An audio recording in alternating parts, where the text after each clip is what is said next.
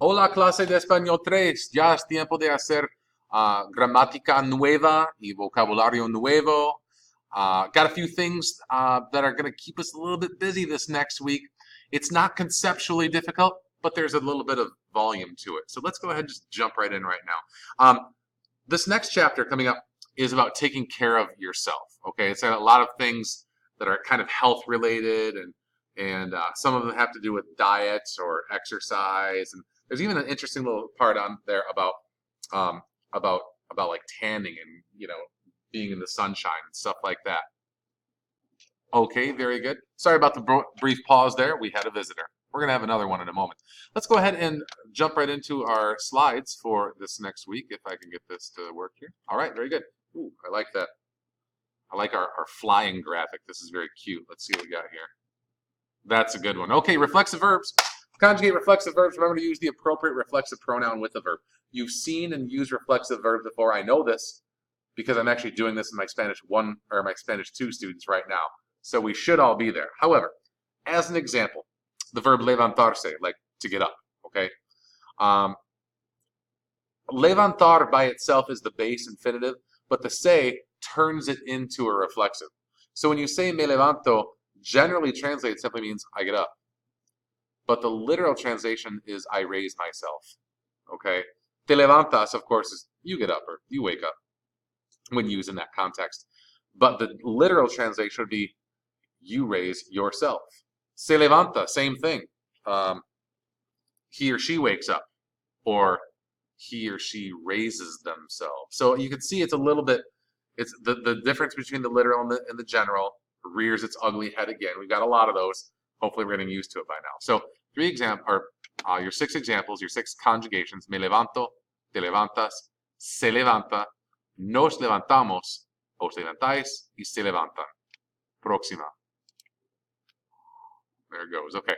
So when using a reflexive verb in the infinitive form with another conjugated verb, use the reflexive pronoun, or the reflexive pronoun may be attached to an infinitive or placed in front of the conjugated verb. Now, I apologize, and I hate when this happens, but as you're aware, this happened last week as well. We'll go ahead and save this. And now our typos are correct as well. All right.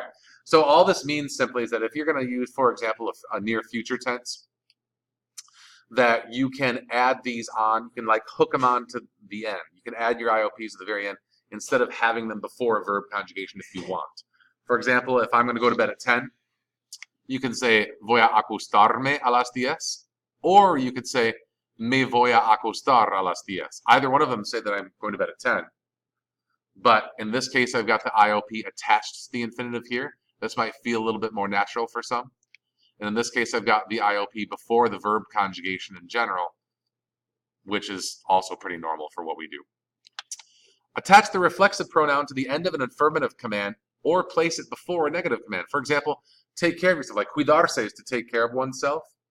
If I want to tell you to take care of yourself, I'd say cuídate. But if I want to say, and I don't know why I would say this, but if one were to say don't take care of yourself, would be no te cuides. Again, maybe a bad example because you shouldn't tell people to not take care of themselves. But that's an example. You hook them onto affirmative two commands, but you place them before negative two commands. Próxima. Okay, imperfect tense conjugations. Again, supposed to be review. I know that we looked at it briefly earlier on this year. It was something that many of you looked at in Spanish 2 last year, but not all of you. So we're going to spend a little bit more time with it. The imperfect tense is used to talk about actions in progress in the past, or about what happened in the past on some sort of regular or habitual basis. So it's not single one-time events. It's things in the past that are ongoing. Like if I were to say, if I just say I went to the store, it's fui a la tienda. But if I want to say last summer I went to the store every week, that'd be a little bit different. Okay, that would be el verano pasado iba a la tienda cada semana. So it's a little bit different there, all right? So let's go ahead and just look at the endings. We've already seen these endings, so I'm just going to make a quick note of them here. The abas for AR verbs and the ias for ER and IR verbs. Notice they're both the same for both ER and IR verb conjugations. So, for example, llevar, to wear or to carry something, can be Llevaba for the yo form, llevabas for the tú form, llevaba for the el, ella, and usted form, llevábamos for the nosotros form, llevabais, and llevaban for the ellos, ellas, and ustedes form. And you can see the similarity of these as well, which we're going to go over a lot more in class. Just a little bit more. We have some irregular imperfects that we're going to look at as well. Ver, ser, and ir. They follow a pattern, but they don't follow the exact, precise same pattern as regular AR, ER, and IR verb conjugations for the imperfect tense. So ver, instead of getting rid of the entire ER, in this case we're only getting rid of the R, and so having via, it's veía. Instead of vías, it's veías. Instead of vía, again, it's veía, etc. All right, so veía, veías, veía, veíamos, veíais, and veían. Kind of an odd one to pronounce. We'll practice it in class several times. Ser, of course, era, eras, era, éramos, erais, and eran. For conjugate or for translation of imperfect tense, a good way to differentiate when you're just practicing in a class situation is to say words like used to or would. So era, instead of saying I was, could be like I used to be or I would be. Eras would be like you used to be or you would be. Same for all of these. Like for example, the verb ir in the imperfect tense. Iba, ibas, iba, ibamos, ibais, and iban would be I used to go or I would go. Ibas would be you used to go or you would go, etc. So we're going to do a lot more of those for practice in class, both written and verbal. You know how we do that. Let's go ahead and take a quick look at this week's vocabulary, which should be here. There we go. All right. So talking about taking care of yourself. Some of these are going to seem a little odd for personal care because some of them we certainly don't think of as personal care. Like one of the verbs is like to suntan or to get a tan.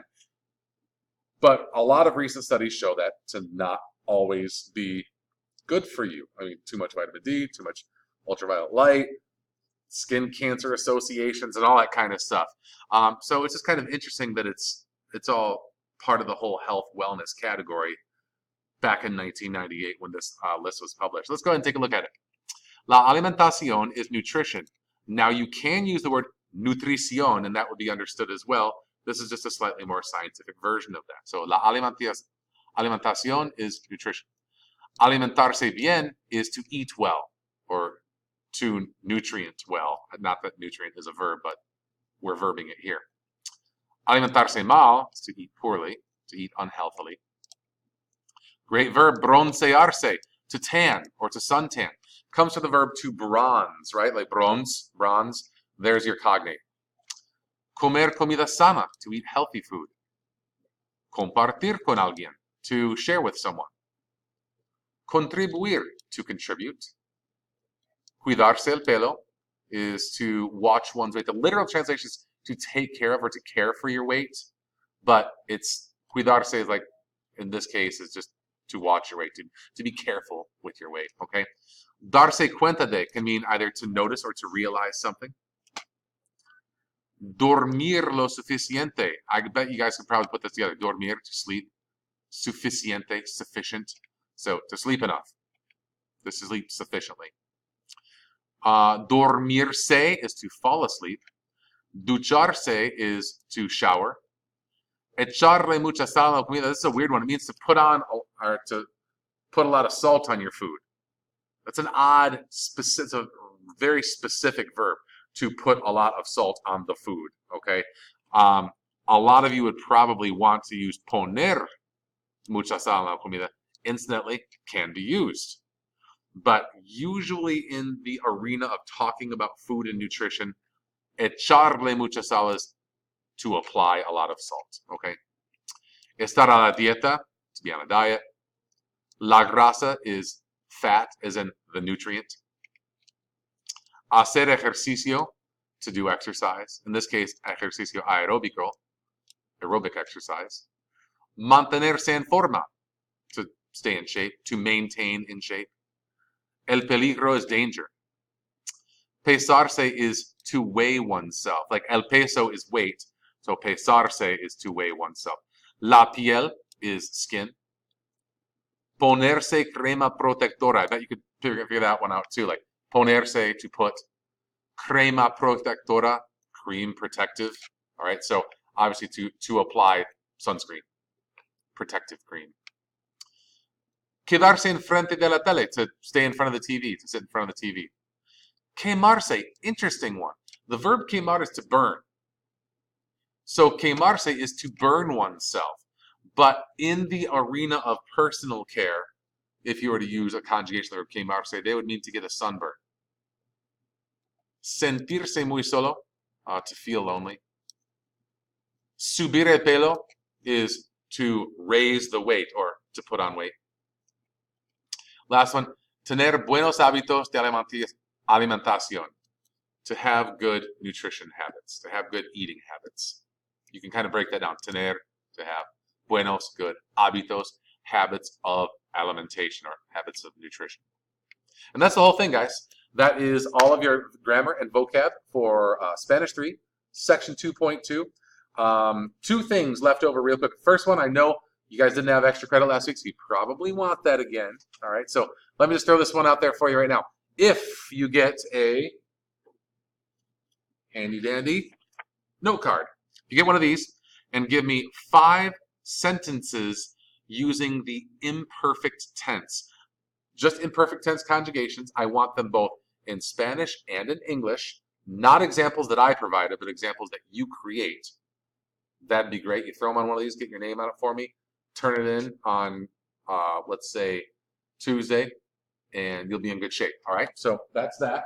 And the other is, a lot of you guys don't realize, but unbeknownst to you, whilst making this video, I've had someone in the background who's been observing the whole time. Hold on a second here. Hey, Lauren.